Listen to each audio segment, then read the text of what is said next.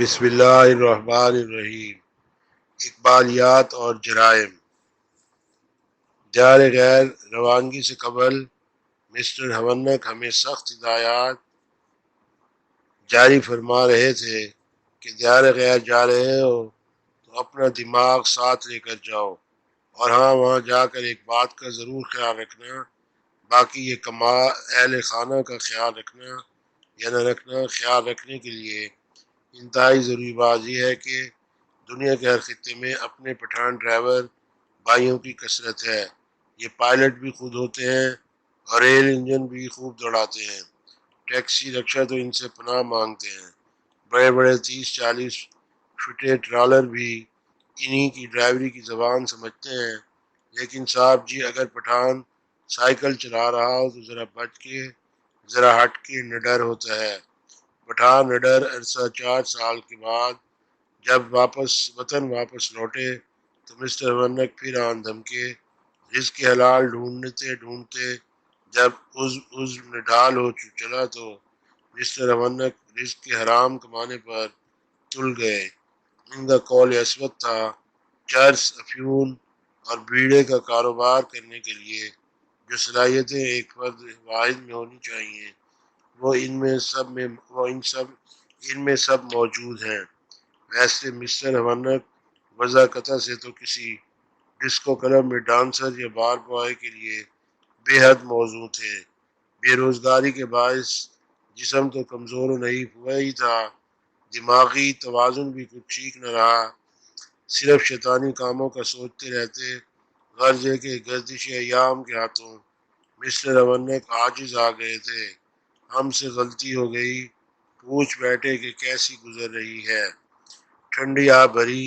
Mister ہونک کہنے لگے کہ افسوس یہی کہ گزر ہی نہیں رہی۔ یعنی ہونک کے لیے سنہری موقع تھا کہ وہ دل کے داغ چرائے میں رکھ دیتے۔ مسٹر ہونک موقع پاتے ہی ہم پر برس پڑے۔ ان کا فرمان تھا کہ یونیورسٹی میں دوران تعلیم تم نے ہی مشورہ دیا تھا کہ اکنامکس میں ایم اے کر لو، ایس اور سی کی دم لگی ڈگری مل جائے گی، اور یہ کہ اقبال کو پڑھا کرو۔ مسٹر ہونک کے بیان کے مطابق پچھلے 4 سالوں سے جو بے روزگاری اور در خواری ہے وہ صرف ہمارے ہی مشوروں کی وجہ سے ہے۔ نامرادیوں اور ناکامیوں کے سبب ہمارے مشوروں سے ہی پھوٹتے ہیں۔ مسٹر ہونک فرمانے لگے کہ اقبال تو پہلے ہی پڑھنا ہی نہیں آتا تھا، ہم نے لقمہ دیا، یہ بھی ہمارا قصور ہے۔ بڑی مشکلوں سے گرتے پڑتے انہیں چڑھنا سیکھا، اب یہ سمجھاؤ کہ علامہ کو سمجھائے کون۔ ہمارا جواب تھا، کل سبزی منڈی جانا ہے، قابلیت ملی تو خرید کر لائیں گے۔ بڑی ہمت کر کے مسٹر ہونک اقبال کے مشہور اشعار خودی والے، چیل کے بڑے بھائی عقاب والے، اور ہاں فلائٹ والا شعر بھی یعنی پرواز والا یاد کیے، اور کئی بزرگوں سے ملے جا کہ سمجھ جائیں مگر نصیب دشمنا۔ مسٹر ہونک کو چولہے بنانے والے ایک ادارے میں خدا کر کے ملازمت ملی۔ مسٹر ہونک کو کوالٹی مینیجر بنا دیا گیا۔ چولہے بنانے والی کمپنی جاپانی پرزوں کی بجائے نائجیرین پرزے دھڑا دھڑ چولہوں میں فٹ کیے جا رہے تھے، جبکہ چولہوں کی packing per made in Japan لکھا ہوا تھا۔ ایم ڈی کمپنی سے بات ہوئی، مسٹر ہونک نے انہیں سمجھایا کہ جناب یہ پرواز میں کوتاہی والا معاملہ ہے، سراسر زیادتی ہے۔ ایم ڈی صاحب نے بڑے وقت ضائع کیے ہوئے مسٹر ہونک کو کان سے پکڑ کر کمپنی سے باہر کر دیا۔ اب کمپنی کے چولہے بکتے یا نہیں بکتے، مسٹر ہونک کا چولہا ہے کہ ٹھنڈا پڑا ہوا ہے۔ قصہ دوم سنیے۔ پھر ایک اور ادویات کی کمپنی میں ملازم ہو گئے۔ مسٹر ہونک کے باس نے انہیں ایک ایکسٹرا ڈیوٹی پر تعینات کرتے ہوئے حکم دیا کہ ذرا بیگم بچوں کو تھوڑا سا ٹائم دیا کریں۔ بعض کے بچے باپ کی طرح خاصے بدتمیز تھے، ایک کیٹیگری کے بدتمیز۔ کھیلتے کھیلتے مسٹر ہونک کو مرغا بنا کر اس کی کمر پر چڑھ کر نالائکوں نے گرم پانی سے ان کی کمر تر کر دی۔ حضرائے تربیت مسٹر ہونک نے دو چار چانٹے رسید کیے تو بچے ابا حضور کی خدمت میں شکایت گناہ ہو گئے۔ ڈیئر ڈیڈی، آپ کا نوکر سٹوپڈ سخت آدمی ہے۔ لفظ نوکر سے اتنے بھنائے کہ پھر کسی پرائیویٹ محکمے کا افسران کے خواب میں بھی آ جاتا تو یہ اس سے لڑنے لگتے۔ اب سوچتے ہیں کہ نوکری چھوڑنے سے پہلے کچھ رقم بھی ہتھیا لیتے۔ پچھلے دنوں مسٹر ہونکی کے ایک عزیز گلشن اقبال میں جا کر آباد ہوئے۔ مسٹر ہونک کا وہاں پہنچنا طے تھا۔ اقبال کے مارے ہوئے مسٹر ہونک گلشن اقبال میں گھر بنوانے کی بجا اقبال سے کوئی فکری یا قلبی رشتہ قرار دینے لگے تو پٹتے پٹتے رہ گئے۔ ایک محب شاعر مشرق سے میں نے یہ کہا، کچھ تو فرمائیں حضور اقبال کے احوال میں۔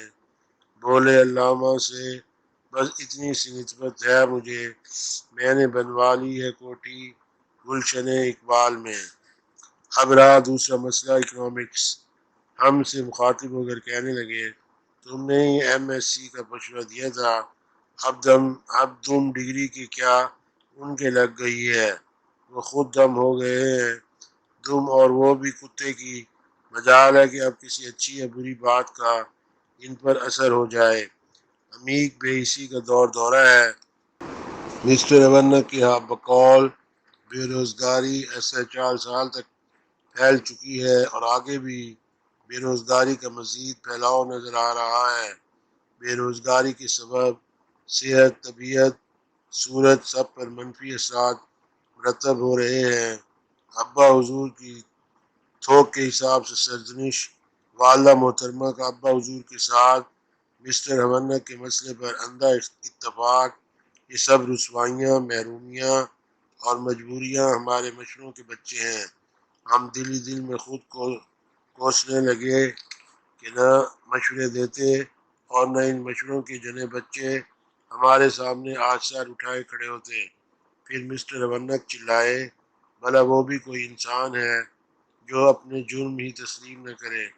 ہم نے جج سے کہہ دیا، ہم اعتراف جرم کرتے ہیں تاکہ جان چھوٹتی، راہ پہ تم ملک چھوڑ کر بھی بھاگ گئے تھے نا، ہاں یہ جرم بھی سرزد ہوا تو ہے۔ مسٹر ہونک بولے، ہوا تو ہے، کہو ہوا ہے اور پھر واقعی ہوا ہے۔ یار کو مشکل گھڑی میں چھوڑ کر بھاگ جانا کون سی نیکی ہے۔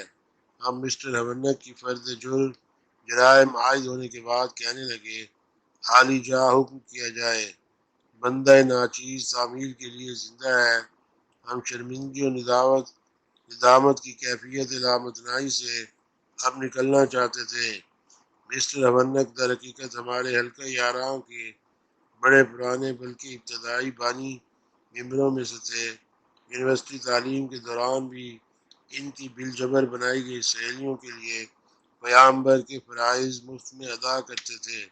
نہ جانے کیوں مسٹر ہونک کی پیشانی پر ناکامی و نامرادی لکھی ہوئی تھی۔ سہیلی سے مسئلہ نکاح پر بھی خون میں نہاتے نہاتے بچے اور ناکامی کے علاوہ جوتوں تک کا منہ دیکھنے کے بعد مسٹر ہونک تائب ہوئے۔ ہم ان وقتوں میں بھی مسلح اعظم کا کردار ادا کرتے ہوئے انتھک کوشش کرتے کہ کم وقت ہونک کا کسی شارٹ کٹ سے نصیبہ سنور جائے، مگر اللہ کے کاموں میں دخل کیسا۔ اب ہم نے اقبالی مجرم کے بارے مسٹر ہونک سے درخواست کی کہ حضور سزا تجویز کی جائے۔ نہیں سزا عطا کی جائے، مگر مسٹر ہونک وقفے سے دھکڑے سناتے، دھکڑے ختم ہوتے تو خاموش ہوتے۔ ہماری دیش یاترا کی خوشی انہوں نے کافور کر دی تھی۔ مسٹر ہونک کا کہنا تھا کہ ان کے والد حضور چنگیز خان کی روش اپنا چکے ہیں، جب بھی مسٹر ہونک سے مخاطب ہوتے ہیں دوسری طرف منہ کر کے مدعا بیان فرماتے ہیں، یعنی والد گرامی کا سیدھا منہ دیکھنا بھی مسٹر ہونک کے نصیب میں نہ تھا۔ والد حضور بیٹے کو نکما نکٹو جبکہ پالتو طوطے کو نیک بخت مٹھو کہہ کر پکارتے تو مسٹر ہونک اس طوطیانہ برتری پر خودکشی کا سوچتے۔ ہم دلی دل میں پدرانہ ناانصافیوں پر والد محترم کو داد دیتے رہتے۔ والد حضور کہتے 7ویں گریڈ کی بجائے 7ویں گریڈ کی نوکری بھی ملے تو جانیں گے۔ مسٹر امرناتھ پھر سے جل بھن سے جاتے، غرض یہ کہ زندگی جبر مسلسل کی طرح کٹ رہی تھی۔ کپڑے میلے کچیلے، بال بکھرے ہوئے، آنکھیں پیلی زرد، شیب بڑی ہوئی، گھر پر کریں تو 2 4 بندے دبوچنے کے لیے درکار ہو، کھانستے کہیں سے اور آواز نکلتی کہیں اور سے۔ نوکری حاصل کرو چاہے چین جانا پڑے۔ مسٹر امرناتھ کی عدالت عالیہ کے مطابق ان کی ذات عظیم کے لیے اگر نوکری ڈھونڈنے کے لیے ہمیں چین جانا پڑ چاہیے تو چین ضرور جانا چاہیے، اور یہ کہ تمام تر مالی انتظام رشوت کے لیے مکمکا برائے نوکری سب ہمارے ذمہ ہوگا۔ بعد از ادائیگی برائے رشوت نوکری پسند نہ آنے پر پابند یا بندہ مزدور کے اوقات تلخ ہونے پر نوکری کو فوراً سے پہلے لات ماری جا سکتی ہے۔ سزا جرم سے زیادہ تھی۔ ہم پترا سے گئے کہ رشوت دیتے ہوئے رنگے ہاتھوں گرفتار ہی نہ ہو جائیں۔ ہم نے کہا مسٹر امرناتھ آپ تو تھانے بھی نہ آئیں گے۔ بادشاہوں کی طرح گرج کر بولے رشوت دے کر چھوٹ آنا، ہم وہاں کیا کرتے آئیں گے۔ تھانے کا نام سنتے ہی مسٹر امرناتھ کی آواز کہیں حلق میں ہی رک گئی۔ بول کے لب آزاد ہیں تیرے، رشوت حسین شاد باز۔ رشوت کے بارے میں مسٹر امرناتھ نے 2 4 غم فزا واقعات سنا دیے۔ کچھ واقعات تاریخی اور بقیہ موجودہ حالات سے متعلق تھے۔ فرمانے لگے کہ ان کے والد محترم نے بھی جس سال میٹرک کیا تھا تو سقوط ڈھاکہ والا افسوسناک واقعہ ہو گیا۔ میٹرک کے فوراً بعد ابا حضور نے نوکری کے حصول کے لیے 2000 روپے جس کلرک کو دیے تھے اس نے ٹکا سا جواب دے دیا کہ صاحب حکومت کیا ملک کے حالات ہی بدل گئے ہیں۔ جس وزیر بے ضمیر کو رشوت دی تھی وہ بنگلہ دیش بھاگ گیا ہے۔ تاریخ نے ٹھیک 30 سال بعد ایک ہی گھر میں اپنے آپ کو دہرایا۔ مسٹر امرناتھ کو والد محترمہ نے اپنا زیور بیچ کر 2 لاکھ اکٹھے کر دیے تھے کہ جاؤ نوکری لے کر آؤ۔ جس افسر خاص کو 2 لاکھ دیے وہ حکومت بدلتے ہی پس دیوار زنداں ہو گیا ہے۔ نہ افسر صاحب کی رہائی ہوتی ہے اور نہ 2 لاکھ ملتے نظر آتے ہیں۔ فرمانے لگے ہمارے حکمران بھی اقتدار سے اتر کر سیدھے قبرستان چلے جاتے ہیں۔ زمین کھا گئی حکمراں کیسے کیسے۔ اب والدہ محترم بھی رشوت حسین شاد باد کے ناپاک تصور سے ہی نالہ ہو جاتی ہیں۔ مسٹر امرناتھ کہیں کہ افسر خاص کے رشتے داروں سے ملتے رہتے ہیں۔ رشتے دار جو افسر خاص کے اقتدار کے دنوں میں سارا دن دفتر میں پڑے کرسیاں توڑا کرتے تھے، اب مسٹر امرناتھ کو نت نئے رشتے دار ڈھونڈنے کے لیے نت نئے سفر پر روانہ کر دیتے ہیں۔ عزمی روپوش ہوئے یار جو دھوکہ دے کر اب انہیں ڈھونڈ چراغ رخ زیبا لے کر۔ ہم سے پھر رہا نہ گیا۔ آخر 4 سال تک آپ کیا کرتے رہے، فارغ کیوں رہے؟ فراغت آپ کی زندگی کے 4 قیمتی سال نگل گئی۔ مسٹر امرناتھ بڑی اکڑ کے ساتھ سینہ تار کر بولے ہاں تمہیں بتانا تو بھول ہی گیا، 4 سال میں ایک پوری بیاض امرناتھ کے نام سے لکھ چکا ہوں، یعنی شعر کہنے شروع کر دیے ہیں۔ وقت تو بالکل ضائع نہیں کیا، ایک لمحہ بھی حتیٰ کہ ضائع نہیں ہونے دیا، مگر افسوس صد افسوس کہ شاعر نہ بنا تو۔ ہوا یوں کہ بیاض امرناتھ والد محترم کے ہتھے چڑھ گئی۔ انہوں نے 2 بیاض یعنی امرناتھ کی تمام تر شاعری محلے میں قیام پذیر ایک اور شاعر استاد کے حوالے کر دی۔ استاد شاعر نے امرناتھ کی شاعری کو مریضانہ حد تک عاشقانہ بلکہ مایوسانہ قرار دے دیا، اور ساتھ کے ساتھ یہ بھی کہہ دیا کہ یہ برخودار کسی بری منزل کی جانب گامزن ہے۔ عنقریب اس شاعر نوخیز کو کوئی آوارہ بدچلن خاتون غیر خانہ بھگا کر یا ان کی عزت لوٹ کر لے جائے گی۔ بصورت دیگر یہ برخوردار خودکشی بھی کر سکتے ہیں۔ ابا حضور گھر واپس لوٹتے ہی باورچی خانے میں گئے۔ کلام ہونک چولہے کی بے رحم آگ کی نظر ہو گیا۔ مسٹر ہونک کا کہنا تھا کہ استاد شاگرد کوئی حاضری انسان تھے کہ جو ان کی اڑان بلکہ اٹھان سے خوف زدہ ہو گئے۔ اچھے خاصے شعر کہے جا رہے تھے۔ شعر کہنے کی رفتار جوڈو کراٹے کے کھلاڑیوں کی طرح تیز تر تھی۔ ہر کھانا کھانے کے فوراً بعد دو چار غزلیں ہو جایا کرتی تھیں۔ تخلص کا اختیار کیا تھا؟ ہم نے پوچھا۔ مسٹر ہونک نے تخلص کٹا کٹ اختیار کیا تھا کہ ان کے چاہنے والوں نے تخلص سے ناپسندیدگی کا اظہار کیا۔ ابھی نئے تخلص بلبل یا پھول یا دیوار کا سوچ ہی رہے تھے کہ چولہے والا ثانیہ ہو گیا۔ پھر پیٹ میں مروڑ تو کئی بار اٹھے مگر شعر نو کے قلم نہ ہو سکا۔ 2 ماہ کے اندر اندر ہونک دیار غیر چلے گئے۔ یہ کار خیر بھی ہمارے سر رہا۔ 2 سال ہو چکے ہیں مسٹر ہونک فون تک نہیں کرتے۔ سنایا خوب ڈالر بنا رہے ہیں اور اب سب دوستوں کو بھول چکے ہیں۔ ہونک کہیں کے اب درخواست ہے کہ یہ چینل کو سبسکرائب کریں اور آئیکن کا بٹن پریس فرمائیں۔ بصورت دیگر ہم آپ سے ہرگز خفا نہیں ہوں گے۔